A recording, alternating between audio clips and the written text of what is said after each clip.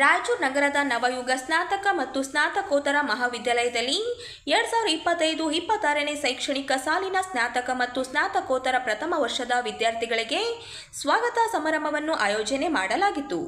ನಗರದ ಪಂಡಿತ್ ಸಿದ್ದರಾಮ ಜಂಬಲ್ದಿನ್ನಿ ರಂಗಮಂದಿರದಲ್ಲಿ ಆಯೋಜನೆ ಮಾಡಲಾಗಿತ್ತು.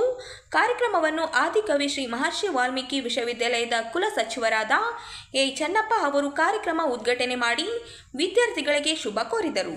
ಈ ವೇಳೆ ಸರ್ಕಾರಿ ಪ್ರಥಮ ದರ್ಜೆ ಕಾಲೇಜಿನ ಹಿರಿಯ ಉಪನ್ಯಾಸಕರಾದ ಪ್ರಾಣೇಶ್ ಕುಲಕರ್ಣಿ ಅವರು ವಿಶೇಷ ಉಪನ್ಯಾಸ ನೀಡಿ ವಿದ್ಯಾರ್ಥಿಗಳನ್ನು ಉದ್ದೇಶಿಸಿ ಮಾತನಾಡಿದರು.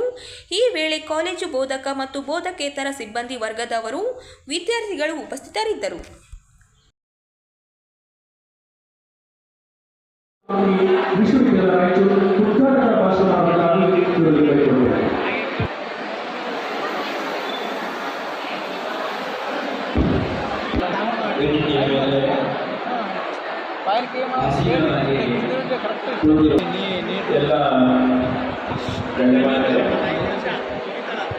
ಈ ಸಂಸ್ಥೆಯ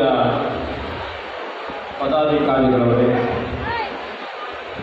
ಹಾಗೂ ಅತಿಥಿ ವೃಂದದ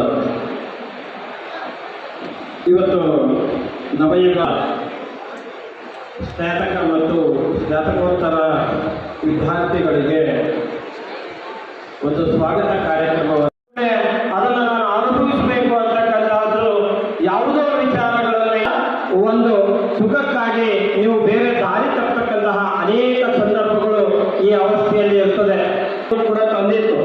ಈ ಸಂದರ್ಭದಲ್ಲಿ ನಾವು ಹೇಗೆ ನಡ್ಕೊಳ್ಬೇಕು, ನಾವು ಸಮಾಜ ಇಲ್ಲಿಯವರೆಗೆ ನಾವು ಕುಟುಂಬ ವ್ಯವಸ್ಥೆಯಲ್ಲಿ ಇದ್ದೀವಿ, ಕುಟುಂಬದಲ್ಲಿ ಮಾತ್ರ ನಾವು ಸೀಮಿತವಾಗಿದ್ದೀವಿ.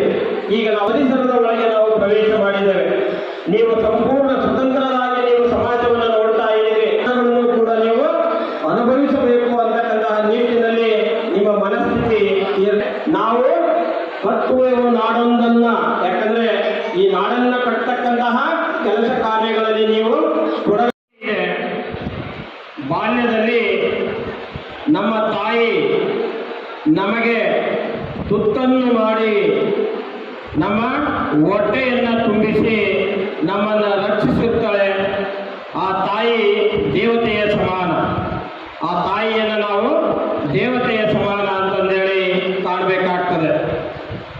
ತದನಂತರ ಬಾಲ್ಯದಲ್ಲಿ ನೀವು ಶಿಕ್ಷಣವನ್ನು ಕಲಿತೀರಿ, ಪ್ರಾಥಮಿಕ ಶಿಕ್ಷಣವನ್ನು ಮುಗಿಸ್ತೀರಿ, ಹೈಸ್ಕೂಲನ್ನು ಮುಗಿಸ್ತೀರಿ, PUCಯನ್ನು ಮುಗಿಸ್ತೀರಿ. ಈಗ ಎಲ್ಲಿಗೆ ಬಂದಿದ್ದೀರಿ ಅಂತ ಹೇಳಿದ್ರೆ ನೀವು ಯೌವನಾವಸ್ಥೆಗೆ ಬಂದು ಸ್ನಾತಕ ಪದವಿಗೆ ನೀವು ಇವತ್ತು ಹಾಜರಾಗಿದ್ದೀರಿ. ಕೆಲವರು ಸ್ನಾತಕೋತ್ತರ ಪದವಿಗೆ ನೀವು ಹಾಜರಾಗಿದ್ದೀರಿ. ಅಂದರೆ ಇಲ್ಲಿಯವರೆಗಿನ ಬಾಲ್ಯ ಈಗ ಮುಗಿದು ಈಗ ನಾವು ಯೌವನಕ್ಕೆ ಕಾಲಿಡ್ತಾ ಇದ್ದೇವೆ.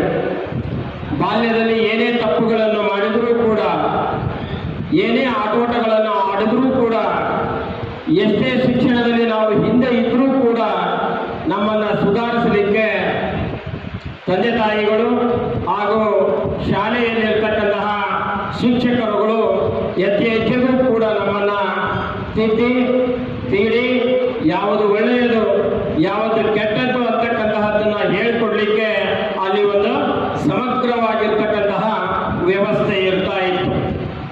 ಈಗ ನೀವು ಸ್ನಾತಕ ಪದವಿಗೆ ಬಂದಿದ್ದೀರಿ.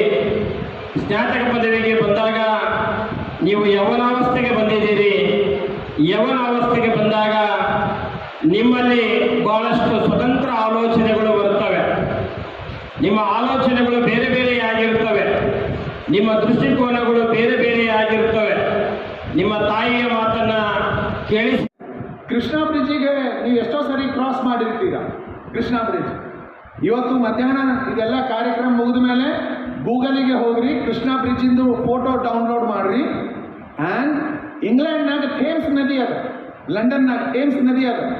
ಥೇಮ್ಸ್ ನದಿ ಮೇಲೆ ಒಂದು ಬ್ರಿಡ್ಜ್ ಅದ. ಆ ಬ್ರಿಡ್ಜಿನ ಫೋಟೋ ನೋಡ್ರಿ.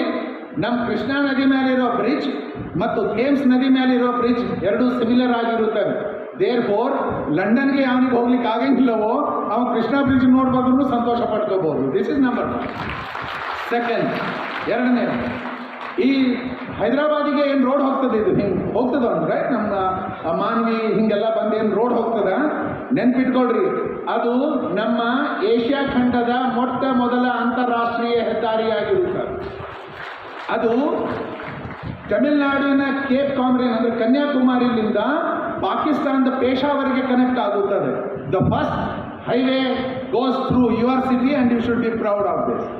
Number 3, right? ನಂಬರ್ 3, ಮಲಿಯಾಬಾದ್ ಫೋರ್ಟ್ಗೆ ಭಾಳಷ್ಟು ಜನ ಹೋಗಿರ್ತೀರಿ, ಅಲ್ಲಿ ಫೋಟೋ ಇಸ್ಕೊಂಡು ಬಂದಿರ್ತೀರ, ಫೇಸ್ಬುಕ್ನಾಗ ಹಾಕಿರ್ತೀರಿ, ಹೆಬ್ಬಟ್ಟು ಹೊತ್ತಿರ್ತಾರೆ ಜನ ಲೈಕ್ ಮಾಡಿರ್ತೀರಿ. ಬಟ್ ನಿಮಗೆ ಒಂದು ವಿಶೇಷತೆ ಗೊತ್ತಿಲ್ಲ. ಮಲಿಯಾಬಾದ್ ಫೋರ್ಟ್ದು ಏನು ಸ್ಟ್ರಕ್ಚರ್ ಅದನೋ, ಅದ್ರದ್ದು ಕನ್ಸ್ಟ್ರಕ್ಷನ್ ಅದನೋ, it is thousands year old, not 100. ಅದ್ರದ್ದು ಏನು ಒಂದೊಂದು ಕಲ್ಲವ, ದೇ ಮೆಜರ್ 80 to 100 tons, 80 ರಿಂದ 100 ಟನ್ ಅವ. ಆ್ಯಂಡ್ ಅವಕ್ಕೇನು ಕೊಡ್ದಾರ ಕೇಕ್ ಹಂಗೆ ಕೊಡ್ದಾರಲ್ಲ, ಹೈಯೆಸ್ಟ್ ಟೆಕ್ನಾಲಜಿ ಯೂಸ್ ಮಾಡಿ ಕೊಡ್ದಾರ 1000 ವರ್ಷಗಳ ಹಿಂದೆ. And for your kind information, ಅಂಥದ್ದು ಅತ್ಯಂತ ಸಮೀಪದ ಕಟ್ಟಡ ನಮಗೆ ಎಲ್ಲಿಯಾದರೂ ಇದೆ ಅಂತಂದರೆ ಪ್ಯೂರಿಟೋ ರೀಕಾದಾಗ ಅದ. ಪ್ಯೂರಿಟೋ ರೀಕೋ ಅನ್ನೋದೊಂದು ದೇಶ ಅಲ್ಲಿ ಅದ. ಅಲ್ಲಿ ಒಂದು ನಗರ ಅದ, ಅದ್ರ ಹೆಸರು ಶಾಕ್ಸೋ ಉಮಾನ್. ಅದ್ರ ಹೆಸರು ಶಾಕ್ಸೋ ಉಮಾನ್. ಇವತ್ತು ಮಧ್ಯಾಹ್ನ ಸರ್ಚ್ ಮಾಡಿ ನೋಡ್ರಿ, ಅಲ್ಲಿನ ಕಲ್ಲು ಮತ್ತು ಇಲ್ಲಿನ ಕಟ್ಟಡ ಎರಡು ಸಿಮಿಲರ್ ಆಗಿರುತ್ತವೆ. ಇನ್ನೊಂದು ಅತ್ಯಂತ ಸಮೀಪದ ನಿಮಗೆ ಕಟ್ಟಡ ಎಲ್ಲಾದರೂ ಬೇಕು ಅಂದರೆ ಅದು ಗ್ರೀಸ್ನಾಗ ಅದ, ಅದಕ್ಕೆ ಲಾಯನ್ ಗೇಟ್ ಅಂತ ಕರೆಯುತ್ತೇವೆ. ಆ್ಯಂಡ್ ಅದು ನಮ್ಮ ರಾಯಚೂರಾಗದ. You should be feeling proud of. And third, 1526ನಾಗ ಬ್ಯಾಟಲ್ ಆಫ್ ಪಾನಿಪತ್ ಆಗ್ತದೆ. ಬ್ಯಾಟಲ್ ಆಫ್ ಪಾನಿಪತ್ ಆಗ್ತದೆ. ಅದನ್ನು ನಮ್ಮ ಭಾರತದಾಗ ಏನಂದರೆ ಅತ್ಯಂತ important and most decisive battle ಅಂತ ಹೇಳಿ ಪಾಠ ಮಾಡದೇ ಹಿಸ್ಟ್ರಿ ಟೀಚರ್ಗಳು, ರೈಟ್? ಪಾನಿಪತ್